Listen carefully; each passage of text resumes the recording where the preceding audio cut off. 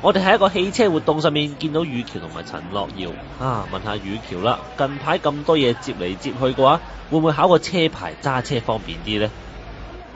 從來都冇啊，應該都唔會學㗎啦，即係唔係我對啲機件嘅嘢都唔係咁好，同埋唔係咁有緣分咯。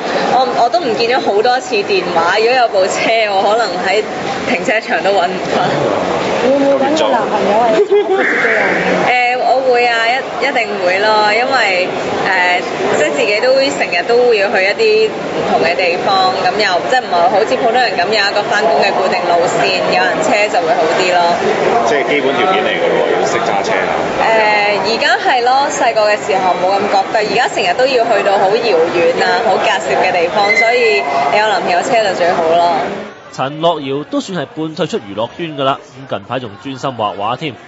講真一句，係咪諗住慢慢淡出娛樂圈，從此以後都唔再翻嚟啦？其實我有諗過嘅，即係譬如拍戲啊，或者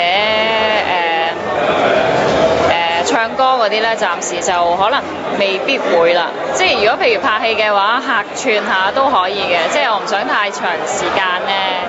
咁另外 modeling 嘅 job 都有接緊嘅，即係譬如去內地啊，拍下啲平面啊，行下 show 啊，嗰啲都有嘅。